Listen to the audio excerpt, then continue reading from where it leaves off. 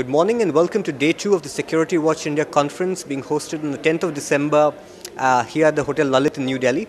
And with me is Superintendent Alan King, who is working with the Metropolitan Police of London.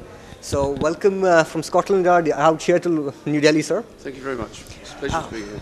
Likewise. So, Mr. King, we'd like to know, CBRN threats have emerged in recent times as a most worrying threat for the simple reason that we have not faced maybe threats on such a large scale and such a different scale before.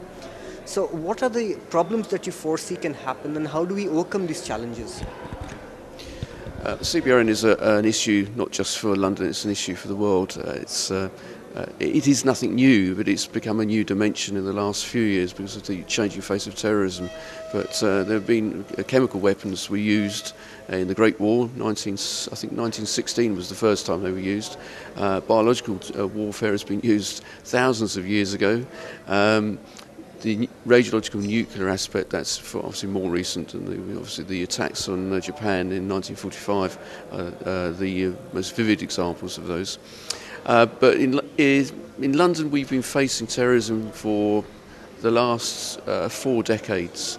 But since 9/11, it's taken a different dimension. It's the international war on terrorism, and we've moved away from combating Irish terrorism because we've got the peace process there, and to combating the threat from Al Qaeda.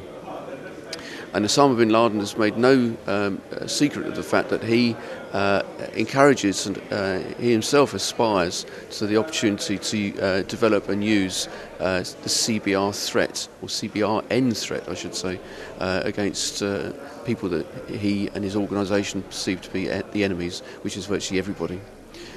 So what we've done, we've looked at our capability which existed within the military, and we've adapted that to provide a response from the first responders. It's a multi-agency response, so that we are able to contain and deal with the consequences of any CBRN attack that takes place. And it falls within part of the contest strategy in the UK. The contest strategy is a strategy that's set up by the Home Office, it's our Interior Ministry, and it's structured in 4 areas. It's preventing terrorism, protecting the infrastructure from terrorism, preparing for the consequences of terrorism, and pursuing terrorists.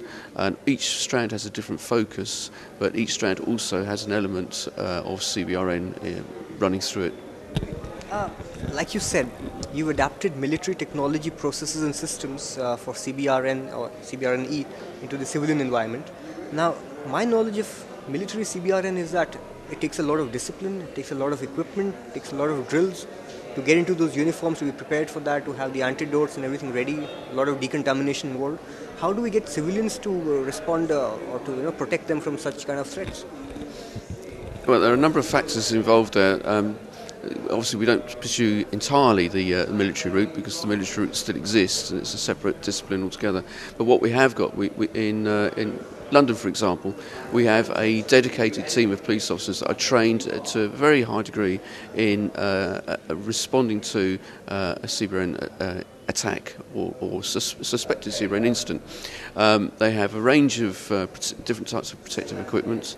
They have a range of different types of detection and identification monitoring equipment, and they're able to attend a scene. If there's an explosive element, we've got our own bomb disposal people, our own explosive ordnance disposal, and they will mitigate any threat from explosion. And if it's not an explosive threat, then the other team, which work with them, they will be there to assess what the threat is, seek expert scientific advice in relation to the best way of dealing with it, and either, depending on what it is, of course, either mitigate it themselves, or if it's beyond their capability, bring in other resources that we have at our disposal to provide that mitigation. All right. Fine. So we can protect ourselves to CBRN from CBRN threats to a certain extent. Now let's say, what if we get to know at this very moment that there is a CBRN alert, or there is a drill, or perhaps some chemical agent has been launched, or nerve toxin has been launched? Do we hit the deck? Do we hit the ground? Do we crawl out hoping that the the agent will actually disperse, will be lighter than air, or should we walk as high above as possible, hoping that it'll be heavier than air and settle down, you know?